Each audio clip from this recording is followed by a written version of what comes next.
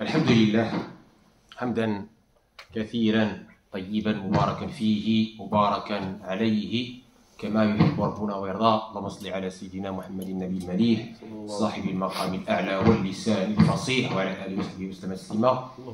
إذا نستمر في مسيرتنا القرآنية والحديثية. Donc nous continuons dans ces cours, ces دروس concernant le Coran al-Karim, le Coran. خيركم من تعلم القرآن وعلمه. في هذه المجالس التي تعرفها الملائكة وتخشاها الرحمة وتتنزل عليها السكينة ويذكرها الله تبارك وتعالى في ملائكة عنده. Dans ces assemblées bénies qui bénéficient de la présence des anges, Inch'Allah. On avait dit qu'il y a un vendredi Coran, exégèse, tafsir, et un vendredi hadith.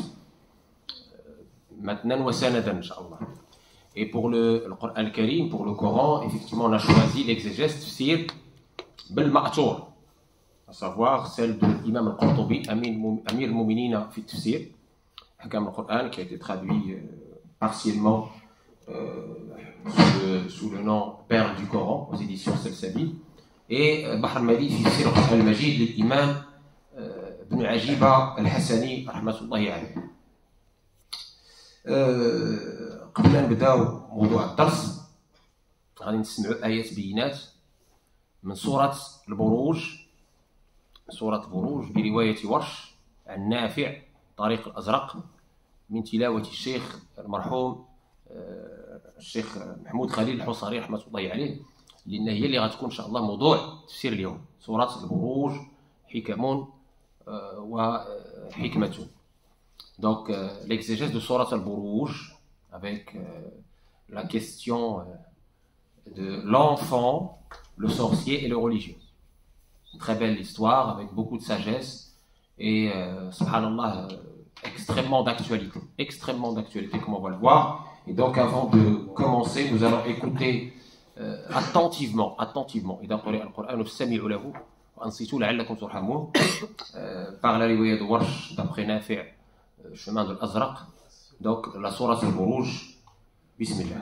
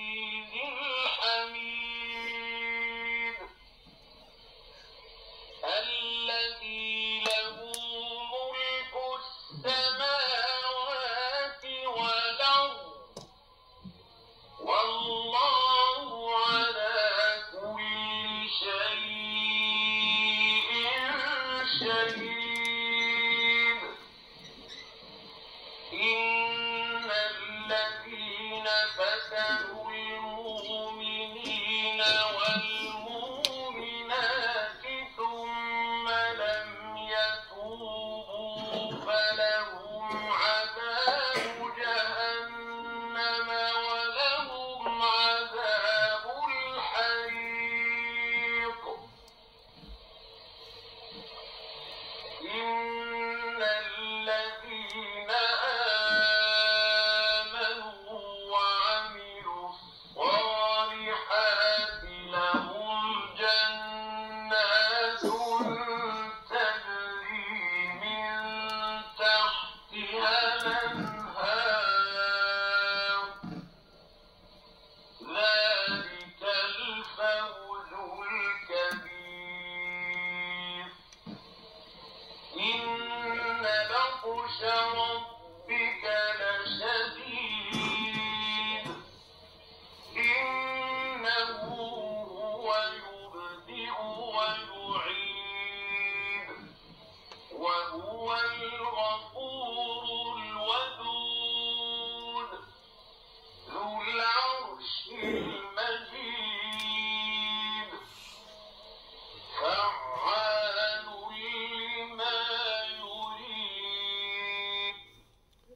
فعال لما يريد صدق الله العظيم وبلغ رسوله المصطفى الكريم صلى الله عليه وآله وصحبه.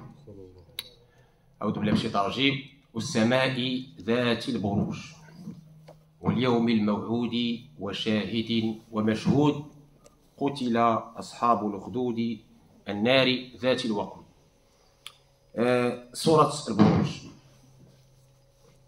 الله تبارك وتعالى أعلم فيها بقصة قوم آمنوا بالله عز وجل وأوذوا في سبيل الله. Donc سورة البروج est une sourate mécoise qui relate un fait historique très important.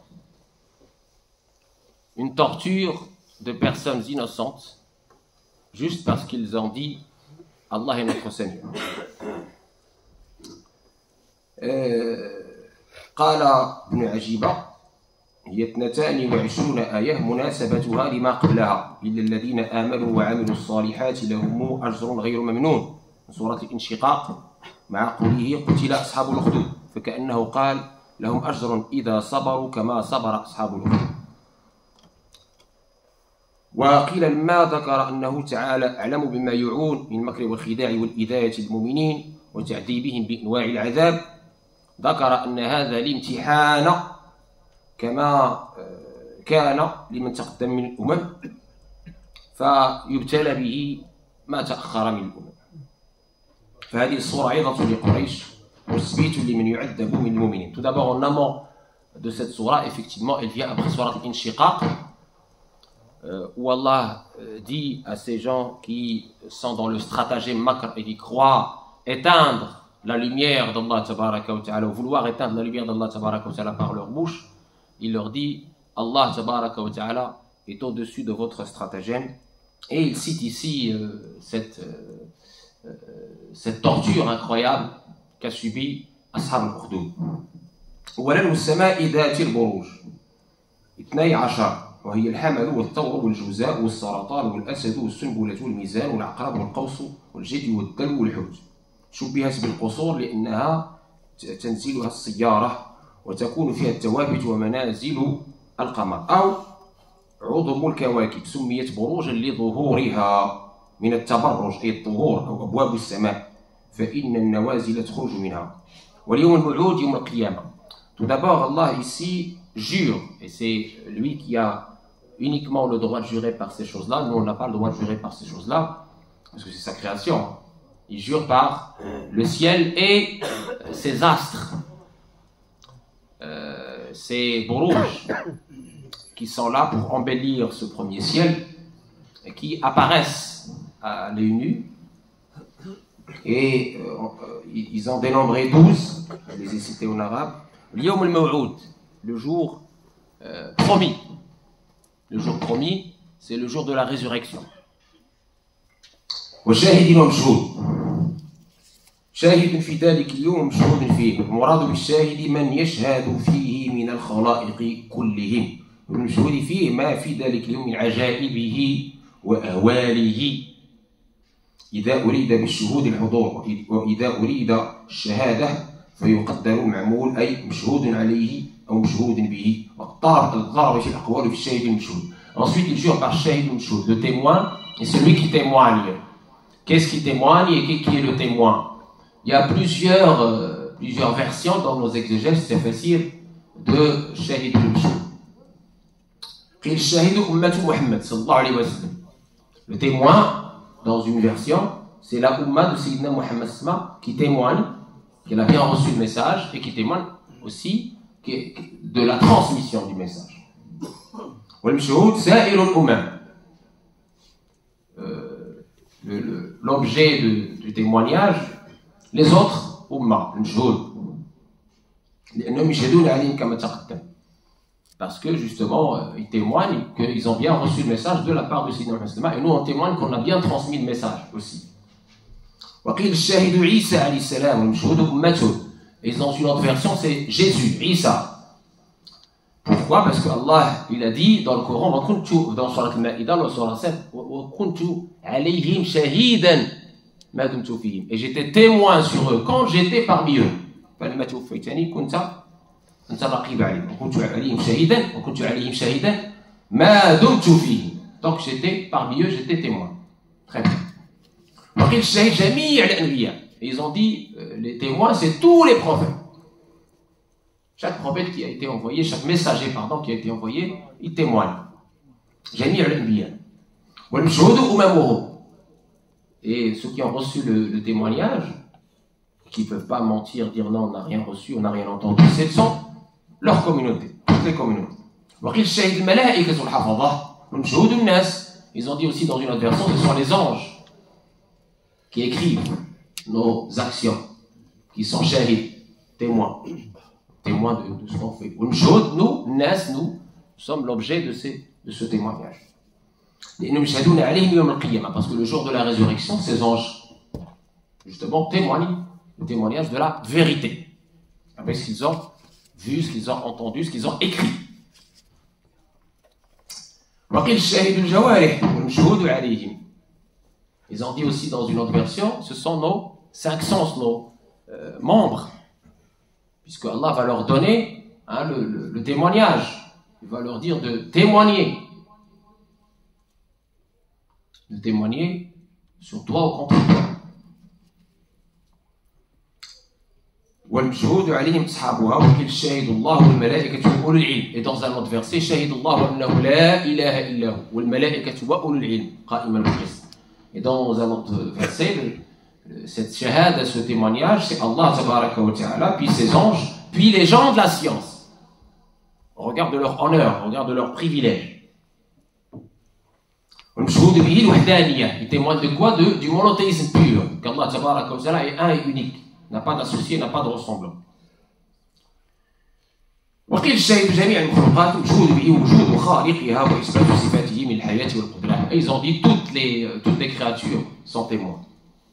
تخفي عن الناس سناط العتيق وكل ما في الكون من صنعتك. تخفي عن الناس سناط العتيق وكل ما في الكون من صنعتك. Ce qui est dans ce monde beau et magnifique est témoin. Ne peut qu'être témoin de la majesté, de l'unicité d'Allah tabaraka wa ta'ala, ses attributs, etc. Bon. وقيل الشاهد النجم للحديث لا صلاة بعد العصر حتى يطلع الشاهد رواه مسلم في المسافرين. أي النجم والمشهود الليل، لأن النجم يشهد بانقضاء النهار ودخول الليل. وقيل الشاهد الحجر والأسود والمشهود الناس ويحجون إلى آخر ما قيل يوم عرفة. قيل الشاهد يوم الجمعة والمشهود يوم عرفة. الشاهد يوم الجمعة والمشهود يوم عرفة. Ils ont dit aussi الشاهد le témoin c'est le vendredi et le مشهود c'est عرفة le 9 du mois sacré de Dhul Hijjah. إن يوم الجمعة يشهدوا بالأعمال ويوم عرفة يشهدوا الناس. وهذا مروي عنه صلى الله عليه وسلم في لفظ اليوم الموعود يوم القيامة واليوم المشهود يوم عرفة. وقيل المشهود يوم النحر قاله علي كرم الله وجهه. Ils ont dit donc plein de choses comme vous voyez sur ce shahid mshhoud. Juste ça, on ne va pas s'éterniser sur cela, c'est pas le but. C'était juste une parenthèse pour vous ouvrir l'esprit aux multitudes des versions des exégèses, alhamdulillah, wa shukru lillah wa fadlu lillah. قتل. هنا عندنا دابا أقسم بهذه الأشياء أن كفار قريش ملعونين كما لعن أصحاب الأخدود. قتل أصحاب الأخدود. Maudits soient les gens de l'Ukhdud, ceux qui ont dressé une tranchée, un fossé, pour torturer les croyants. Et c'est une alerte aussi, c'est un message aussi pour les Quraysh, les polythéistes de la Mecque, qui torturaient les croyants à l'époque, juste parce que ces croyants avaient dit La ilaha illallah, il n'y a de divinité si ce n'est Allah subhanahu wa ta'ala. قد قتل أصحاب الأخدود والمراد تثبيت المؤمنين على وفيهم الإيمان وتصبيرهم على أذى الكفار والكفرة واستذكيرهم بما جرى على من تقدمهم من التعذيب. Et c'est aussi un message d'enracinement pour soulager, rassurer tous les croyants dans ce monde qui subissent des violences, des persécutions, des tortures. حتى يأنسوا ويصبروا. على ما كانوا يلقونه من قومهم ويعلموا أن هؤلاء الكفرة المنزل أولئك بالعرون مثلهم الأخدود والخد أي الشق la fissure الخد الأخدود الأخدود ici c'est une fissure, un fossé qui a été creusé. Alors, maintenant l'histoire, très importante. En synthétique parce que bon, on va pas, ça mériterait évidemment des heures de détails et d'approfondissement, mais on va être synthétique pour aller droit au but, Inch'Allah. روي في الصحيح عن النبي صلى الله عليه وسلم أنه قال كان لبعض الملوك ساحر فلما كبر قال للملك قد كبرت فابعث إلي غلاما أعلمه السحر. Donc dans l'authentique, le prophète alayhi salam nous raconte cette histoire. Vous savez que le Coran est expliqué, interprété par le prophète alayhi salam par sunna. Sunna tufsir al-Qur'an wa tufsir al-Qur'an. بل وتكمل القرآن كما شفنا في قضية الصلاة. D'accord? La sunna authentique bien sûr, avec les règles d'usage, peut évidemment expliciter, expliquer, détailler le Coran, comme il peut aussi compléter, on a vu l'exemple avec les 5 prières canoniques, avec Nisar, Zakat, etc., les modalités des 5 piliers de l'islam. Très bien. Ici, c'est le prophète alayhi salam qui nous raconte ce qui s'est passé. Il nous dit, un des rois, alors on a le nom du roi, il s'appelle Dunawas, c'est après Issa, donc on n'est pas très loin du temps du prophète alayhi salam. On n'est pas très loin du temps du prophète alayhi salam, selon une version, on va voir les autres versions aussi. Donc, un roi qui s'appelle Dunawas, qui avait beaucoup de puissance, beaucoup de force, beaucoup on va dire, de pouvoir. Il avait un sorcier à son service, Sahir. À l'époque, c'était ce qu'on pouvait appeler les devins. Les devins, les sorciers, les devins, etc. À son service. Et quand ce devin, ce sorcier, a pris de l'âge, il a dit au roi, je suis maintenant très vieux, envoie-moi un enfant, un garçon, pour que je puisse lui apprendre la magie. Pour qu'il puisse me remplacer. La relève, quoi. Très bien. فضم إليه غلاما ليعلمه وكان في طريق الغلام راهب فسمع منه وأعجبه وكان يحتبس عنده فيضربه الساحر فقال له الراهب إذا خشيت الساحر فقل له حبسني أهلي وإذا خشيت أهلك فقل حبسني الساحر. Donc, cet enfant, vous savez, l'enfant, il est né sur la fitra, la nature primordiale, la pureté, l'innocence. Cet enfant commence son instruction chez le sorcier, le magicien, voilà. Il commence à apprendre la magie. C'est un enfant. Et un jour, chemin faisant vers le magicien, il trouve un religieux, Rahib, qui croyant Allah tabaraka wa ta'ala seul sans rien lui associer, et sa fitra, sa nature primordiale a été attirée vers lui. Il s'assoit. Il commence à aimer ce qu'il entend, à être apaisé à ce qu'il entend, et il s'assoit avec lui, il oublie le magicien. Il arrive trop tard, le magicien le frappe. Il retourne chez le religieux. Le religieux lui dit, qu'est-ce qui s'est passé? Il m'a dit, il m'a frappé. Il m'a dit, si t'as frappé, tu peux lui dire que c'est ta famille qui t'a retenu pour quelque chose. Et si le roi te dit, pourquoi t'es en retard, tu dis, c'est le magicien qui m'a retenu pour apprendre plus. Comme ça, tu seras épargné. Il en est ainsi. Donc, il a continué cette double instruction, on va dire. C'est le sorcier, c'est le religieux. C'est le sorcier, c'est le religieux. Double instruction. Ça vous rappelle quelque chose? Hein? Voilà, on va y revenir, Inch'Allah. Le sorcier, le religieux. Le haq, le batil. Très bien. Et puis, un jour, il y a eu un petit événement dans la ville. Il y avait une espèce d'animal sauvage qui faisait peur à tout le monde et qui bloquait la route. Il ne laissait pas les gens circuler. C'était un grand lion, selon une autre version. D'autres ont dit c'est un grand serpent, une espèce de boa, etc. Bon, ça nous intéresse pas. Il a pris une pierre et il a dit: oh Allah, si le religieux est aimé à toi, est plus aimé à toi que le magicien, que le sorcier, alors débarrasse-nous de cet animal affreux. Allahumma in kana ar-rahibu ahabba ilayka min as-sihir faqtulha. Et donc, tout de suite, ce monstre, cet animal, il périt. Et les gens peuvent passer. Et il a su ainsi que la vérité était avec le religieux. C'était le haqq. Très bien.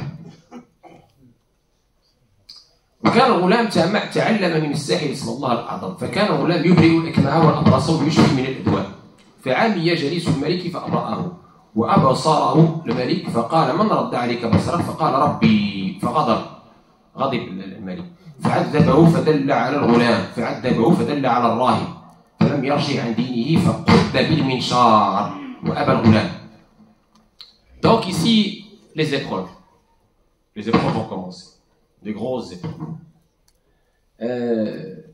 L'enfant grandit un peu, il a appris beaucoup de choses, masha'Allah, dans le nom suprême d'Allah, et commence à guérir l'aveugle, le lépreux, etc. Incroyable. Et un jour, le roi, il dit à quelqu'un: mais tu n'étais pas aveugle? Il dit oui. Il dit: mais qu'est-ce qui s'est passé? Il dit: c'est l'enfant là qui m'a guéri. Il a récité quelque chose et je suis guéri.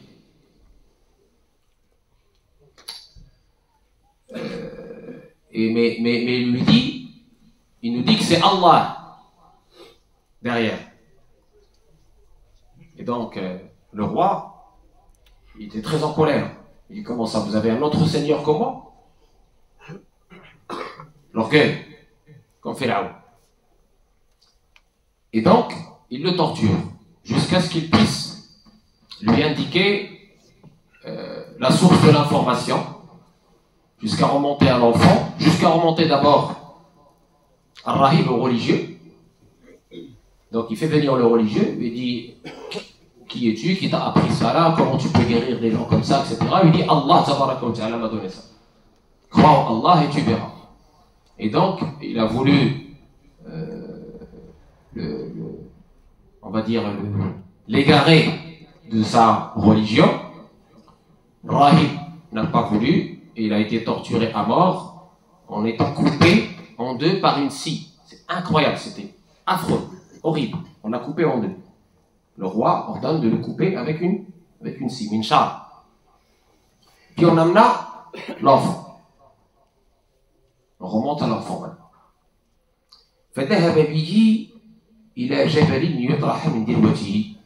Et donc l'enfant, ne voulant pas apostasier, ne voulant pas faire de nier Allah tabaraka wa ta'ala qui lui a donné tout ça, le roi demande à ses soldats de l'amener au sommet d'une montagne et de le jeter du sommet de cette montagne.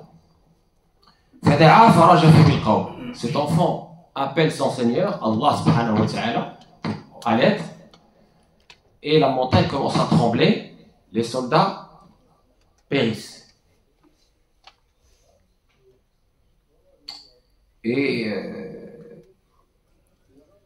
ensuite, il l'emmène dans un bateau, en plein milieu de la mer. Il a وهي السفينة فلججوا به ليغرقوه فدعا فانكفأت بهم السفينة فغرقوا ونجا. Pareil, ils ont essayé de le jeter de ce bateau en pleine mer, mais il implore son Seigneur.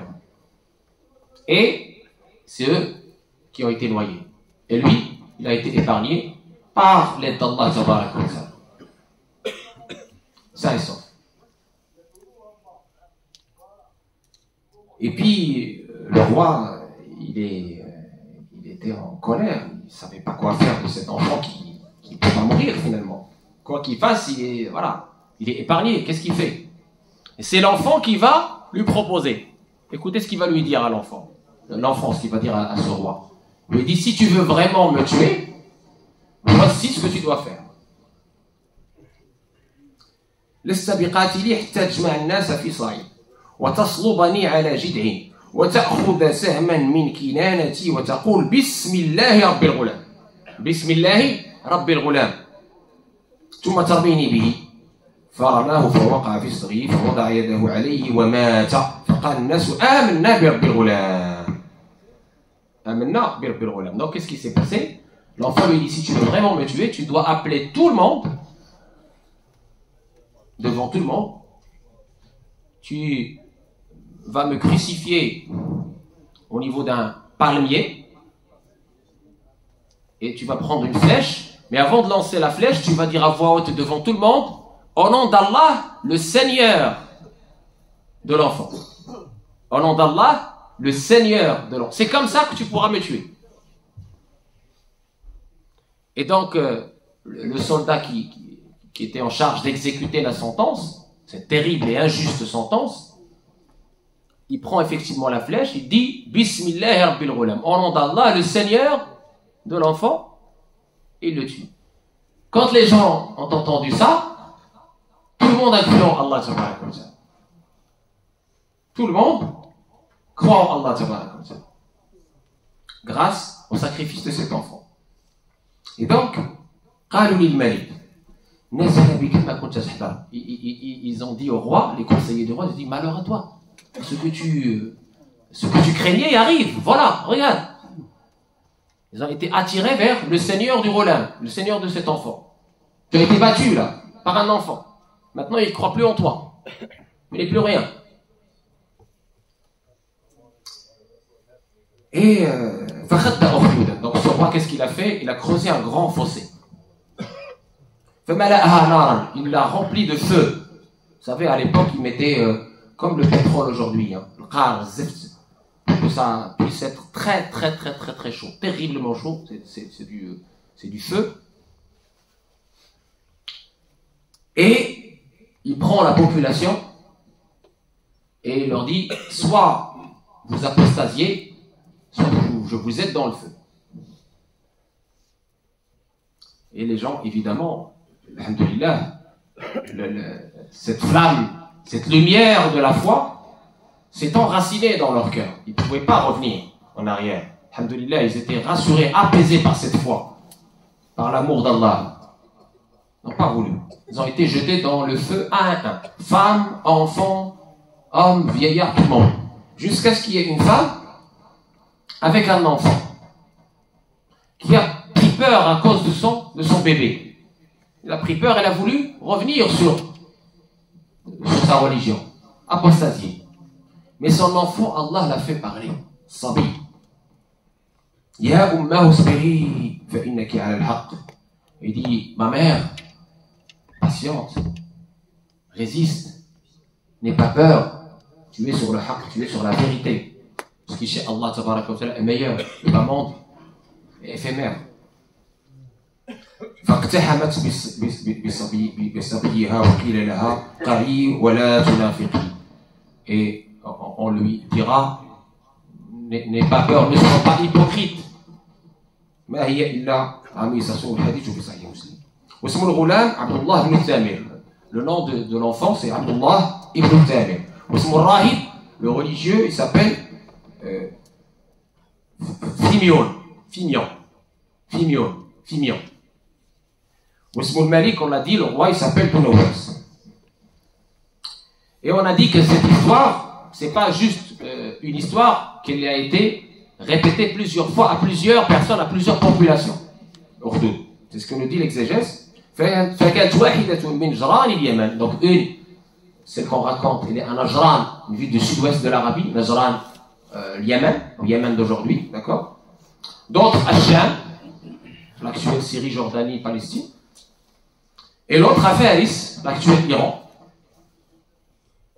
فنزل القرآن في التي بنجران. Et donc le Coran a été révélé, enfin le Surat al-Buruj, par rapport à celle de Najran, côté Yémen. D'accord. قال سعيد بن المسيب, il dit كنا عند عمر, on était chez Omar بن الخطاب, إذ ورد عليهم أنه وجدوا ذلك الغلام حين حفروا خربة.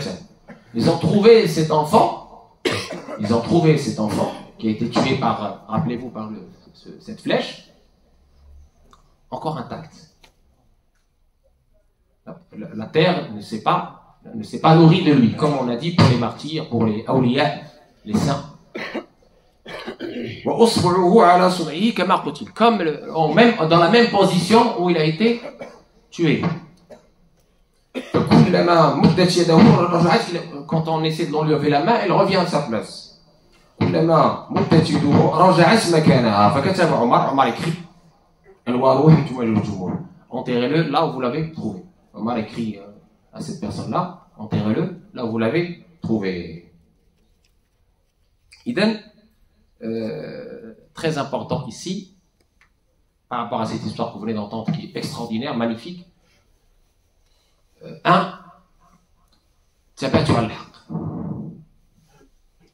On a parlé plusieurs fois des épreuves, et quand on croit, malheureusement, le bas monde est ainsi.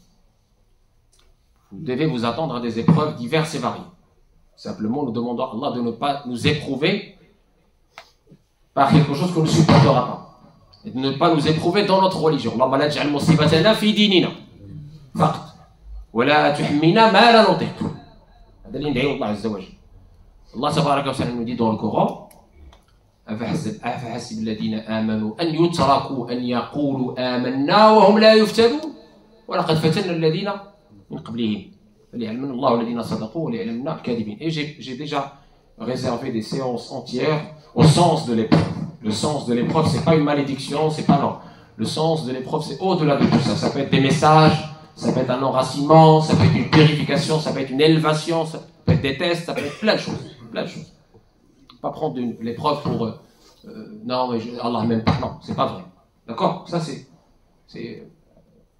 un premier message très important. L'épreuve, elle est là. Pour tester ta persévérance, ta patience, ton degré de foi. Parce que l'amour d'Allah, l'amour de son prophète, la foi, c'est pas juste des paroles en l'air. Mais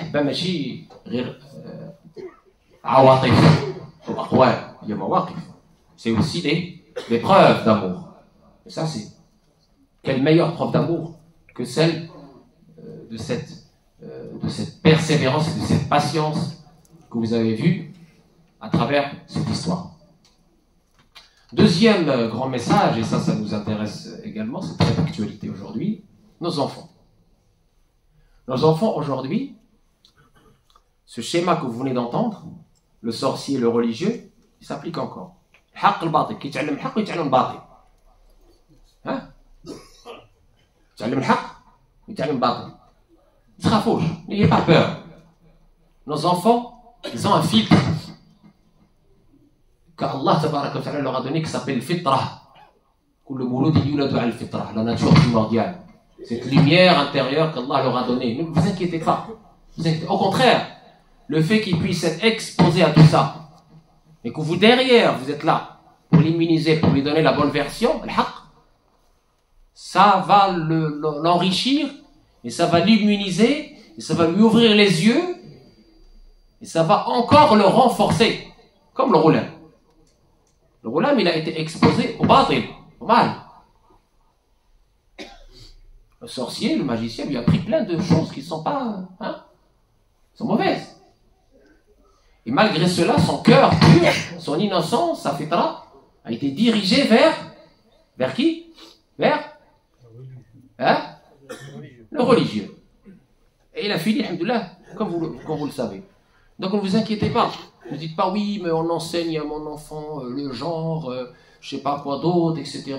Il va être ceci, il va être cela. Ne vous inquiétez pas. Ne vous inquiétez pas. Il saura faire le filtre. Si vous êtes derrière, si vous le rapprenez, si vous faites office de ce religieux.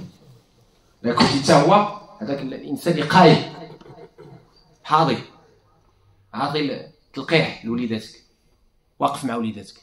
Si vous êtes des parents missionnaires et non des missionnaires, vous inquiétez pas. Tout ce qu'ils vont apprendre en dehors de vous, ça ne fera que les enraciner dans le haqq. Sans aucun doute. Parce qu'ils ont cette force intérieure, cette lumière intérieure qui est là, qui les protège. Donc ne soyez pas dans cette inquiétude démesurée, dans cette angoisse par rapport à vos enfants. Soyez juste présents en tant que possible pour leur donner à chaque fois la bonne version. Et les aider, les accompagner dans la compréhension de leur dîme, de leur religion, et être le modèle vivant.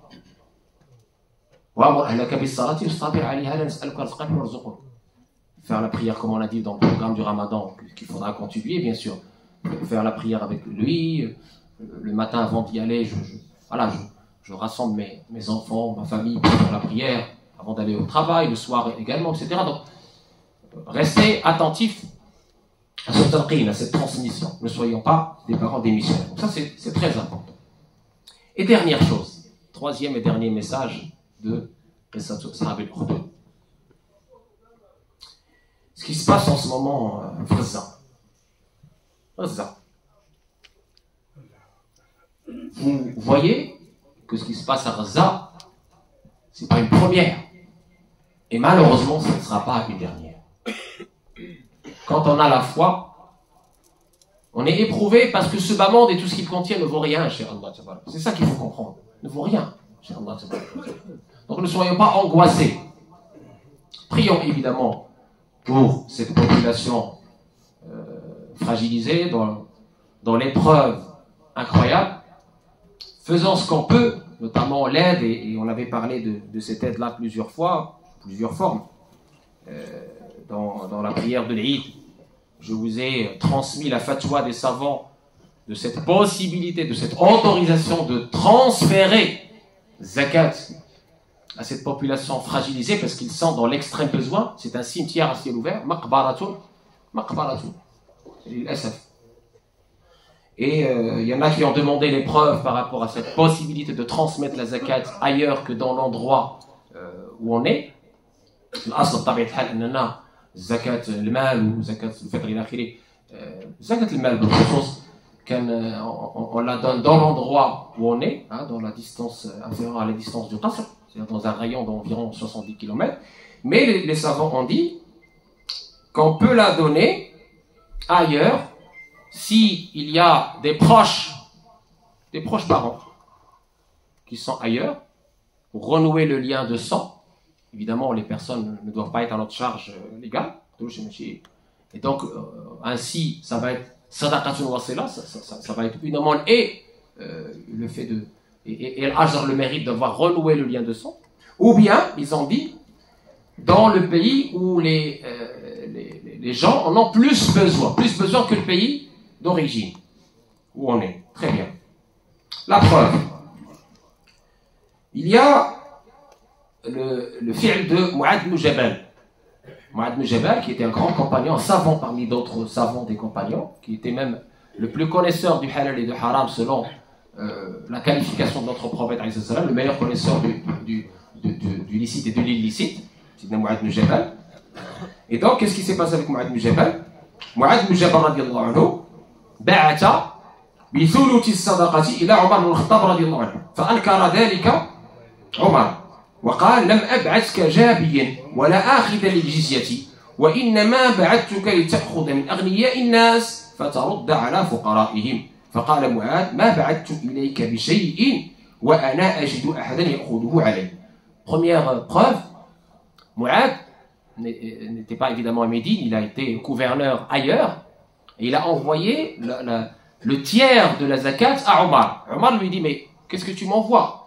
Je t'ai envoyé là-bas pour que tu puisses donner l'argent des riches, la distribuer, ou une partie de l'argent des riches, c'est-à-dire zakat, vers les pauvres du pays, de la région où tu es. Pas pour que tu m'envoies ça, ici. Qu'est-ce que tu fais? C'est pas bon ce que tu as fait. Et Mu'adh lui dit, je n'ai pas envoyé ça en sachant que les gens ici en ont besoin. Si je l'ai envoyé, c'est que les gens ici, alhamdoulilah, il n'y a plus de besoin. je t'envoie ce tiers parce qu'il n'y a plus besoin. Il n'y a plus le besoin. Ça, c'est le premier argument. Deuxième argument. قال الإمام مالك ينقلها الإمام أي الحاكم إليهم أي إلى بلد آخر على سبيل النظر والاجتهاد وقد نقل هذا أو ثبت هذا عن عمر بن الخطاب الفاروق أمير المؤمنين في عام الرمادة حيث كتب إلى عمرو بن العاص في مصر بطلب المعونة. Donc quand il y a eu la disette à Médine, l'imam Malik, qu'est-ce qu'il dit par rapport à ce sujet-là? L'imam de Médine, fondateur de la deuxième grande école de droit sunnite, qui est un salaf, un pieux prédécesseur parmi les pieux prédécesseurs. Il dit, oui, l'imam, c'est-à-dire la personne responsable, elle peut juger la nécessité ou non, la possibilité ou non, d'en sortir ailleurs que dans le pays où on est, dans le pays où elle est obligatoire. Pourquoi? Parce que Omar lui-même, quand il y avait la disette, la famine à Médine, il a envoyé un message à Amr ibn al-As, qui était en Égypte, pour lui envoyer zakat. Très important. Donc, Omar qui? Omar c'est qui? Pas quelqu'un qui juge avec sa passion. C'est un khalifa. Alaykum bi sunnati ou shkor. Zid. Wa sunnati shkor. Khulafa Rashidin Médine Mbadi. Si Omar l'a fait, on ne sera pas plus savant que Mouad et que Omar. D'accord? Si Omar l'a fait, on ne sera pas plus savant que Omar. On est d'accord? On n'est pas plus connaisseur de la sunna, plus scrupuleux que Omar. Donc, en résumé, oui, tu peux la transférer à Gaza puisqu'on en a plus besoin. Allah. Donc, c'est important. Voilà. Donc, ça, c'est ce que je voulais dire par rapport à cette histoire de Sable Houdoud. Et on passe à vos questions qui sont, machallah, nombreuses. Et je tiens à vous remercier pour vos nombreuses questions parce qu'elles témoignent de quelque chose qui est très important, qui est le fait de revenir vers la mosquée, vers les imams pour poser vos questions. C'est ce qu'on vous dit à chaque fois. N'allez pas vers avec sur Facebook ou sur Google ou Majawara ou pas. Là. Venez ici. Et c'est ce que vous avez fait et je vous en remercie. Il faut continuer comme ça. La petite boîte, elle est là. Pour les femmes, pour les hommes. Beaucoup de questions chez les femmes, beaucoup de questions chez les hommes. Très important, une question très importante qui m'a été posée sur Qadiyat Zahiriya, le littéralisme, qui est en relation avec ce qu'on vient de dire sur Zakat en général, Zakat Fitr en particulier, parce qu'on vient de dire au revoir au mois de Ramadan.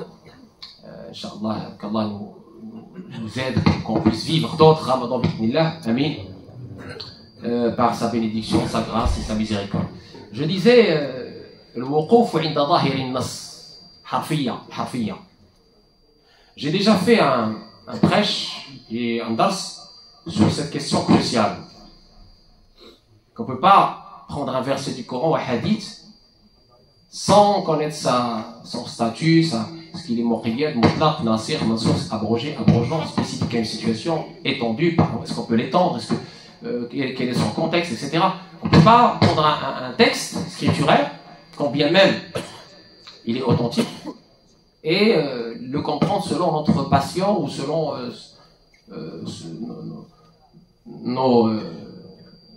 on va dire notre petite intelligence. Non. On a donné déjà plusieurs exemples et je donne un exemple frappant qui m'a été qu'on a étudié avec les étudiants il n'y a pas longtemps à l'USIP. وأعدوا لهم ما استطعتم من قوة ومن رباط الخيل. اسمعوا معي آية من سورة الأنفال. وأعدوا لهم ما استطعتم من قوة ومن رباط الخيل. اليوم غتمشي تعد لهم رباط الخيل بالله عليكم توجد الخيل اليوم لا مشكل الخيل شنو غيطرى إذا الآية هل هي محمولة على ظاهرها أم غير محمولة على ظاهرها ما يمكنش نحملوها على ظاهرها إلا حملنا على ظاهرها باش توجد الخيل لا وجدتيه ما غاديش يخليو فيه. Dans ce verset du Coran, Allah nous dit préparez-vous, ce qu'on appelle la préparation défensive et dissuasive d'un État qui relève évidemment du pouvoir de l'hakim, de celui qui gouverne. Préparez-vous, a'iddu lahum contre vos ennemis. Ce que vous pouvez, de force, les chevaux. Si on comprend qu'il faut préparer les chevaux pour contrer nos ennemis, qu'est-ce qui se passe? Vous allez être vaincu ou vous n'allez pas être vaincu? Hein? Répondez. Vous allez être vaincu. Pourquoi? Pourquoi? L'âge. Parce que les chevaux. Est-ce qu'on peut aujourd'hui vaincre un ennemi avec des chevaux? On est d'accord? Vous comprenez? Donc, vous voyez le problème ou pas? Donc ici, on doit aller au-delà du harf, du mot utilisé. On doit aller au-delà. C'est pour ça que les savants, déjà il y a quelques siècles, il y a plusieurs, depuis toujours, il y a ce qu'on appelle usul al-fiqh, les fondements du droit musulman. On ne peut pas comprendre les textes comme ça littéralement. Vous avez compris C'est subtil hein, ce que je viens de dire. Il y a plusieurs raisons, mais j'ai voulu vous attirer votre attention sur cet exemple qui est frappant. Hein. Donc tu vas même mettre à disposition les meilleurs des chevaux, un Mirage, un F16, ça y est, terminé. Hein. Vous comprenez? Donc c'est pour ça qu'il ne faut pas être bête. Allah tabaraka wa ta'ala, à travers ce verset, il veut nous faire signifier autre chose. C'est pour ça que par exemple dans Zakat al-Fitr, c'est le fait de les mettre à l'abri. C'est ça le but, la sagesse. C'est pour ça qu'on ne peut pas admettre la version de ceux qui nous disent oui, mais il faut l'argent aujourd'hui, comme elle n'est plus adossée à l'or et à l'argent, parce qu'il y a la planche à billets depuis l'abolition des talents or dans les années 70, ça y est, il n'y a plus de zakat. C'est de la foutaise. C'est de la foutaise. Pourquoi? Parce que tout simplement, même en étant dans une planche à billets, même en étant aboli de l'état en or, même en étant plus indexé à l'or et à l'argent, ben, l'argent que vous gagnez implique une richesse. C'est des milliards.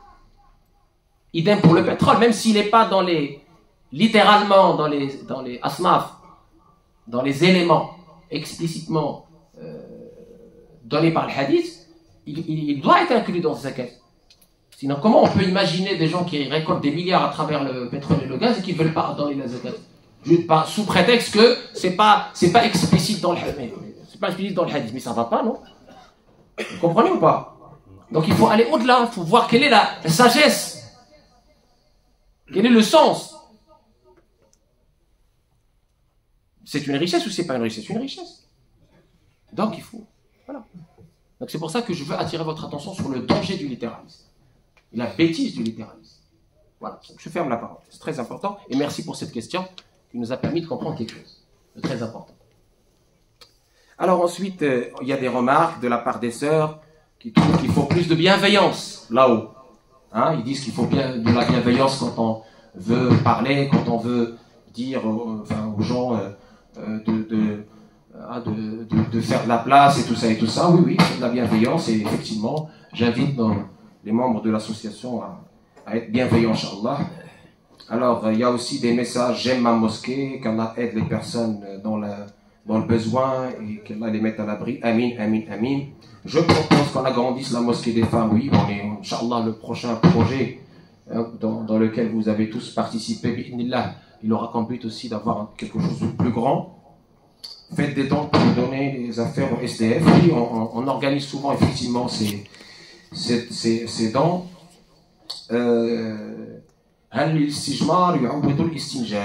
L'istijmar avec l'ingène. Alors, ça c'est une question de fiqh. On avait l'habitude de traiter ça dans Ibn Ashir. قال ابن عاشر ويجب استبراء الأخبتين مع عسلتين ومنتري ذكرين مشددا وجاز الاستجمار ببول ذكر كغائط لا ما كثير انتشر. Donc effectivement, l'obligatoire, c'est ce qu'on appelle, quand on va aux toilettes pour faire nos besoins, c'est d'abord laisser un petit moment pour se soulager correctement, pour que tout soit dégagé. D'accord? Des deux issues, très important. ويجب استبراء الأخبتين. ويجب, واجب. Il faut laisser le temps pour que ces impuretés puissent être évacuées. L'évacuation. Ça dépend de chacun, il n'y a pas un temps précis. Ensuite, on utilise ce qu'on appelle l'istijmar. L'istijmar, c'est le fait de s'essuyer avec le papier hygiénique, par exemple. Avant, c'était les pierres, les petites pierres ou autres. Là, c'est les papiers hygiéniques.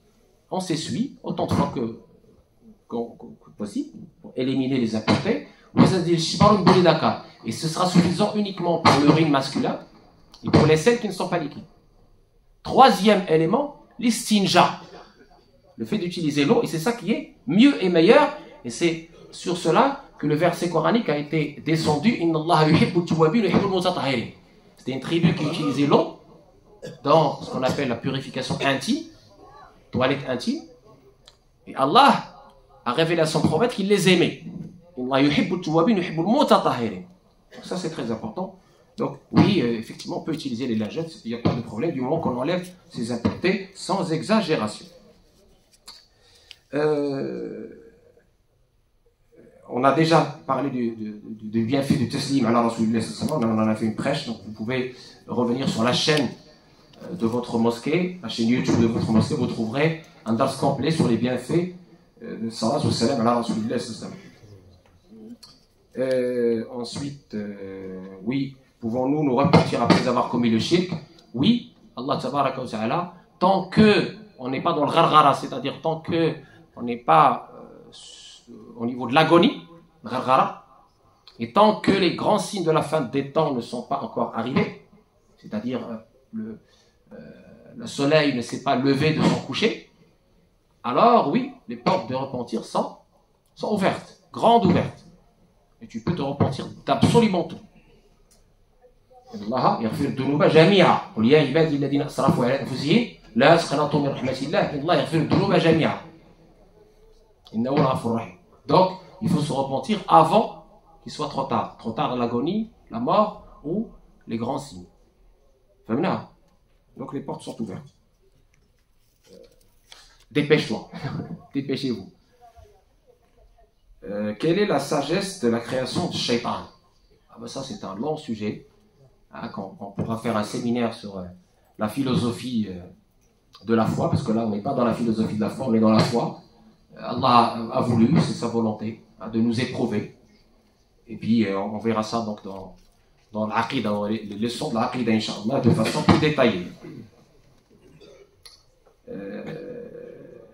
La prière de Subh est-elle suffisante? Est-elle acceptée si on la fait après Shuruq? La prière de Subh se fait bien sûr avant Shuruq. Si elle est retardée à l'Isfar al-Bayyin, à la clarté brillante, sans raison, on se charge d'un péché. وَيْلٌ لِلْمُصَلِّينَ الَّذِينَ هُمْ عَنْ صَلَاتِهِمْ سَاهُونَ. عَنْ صَلَاتِهِمْ. Je dis que عَنْ صَلَاتِهِمْ.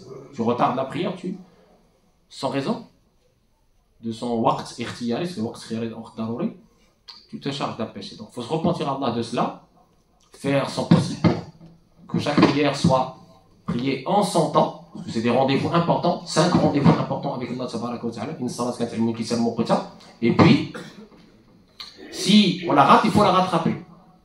C'est pas comme il a dit ici, non, ça y est, c'est fini. Non, il faut la rattraper. Elle reste une dette. Il faut la rattraper, c'est obligatoire. Tu ne peux pas l'excuser, non mais ça y est c'est fini, Non, il faut la rattraper. C'est très important. Qada, wajib.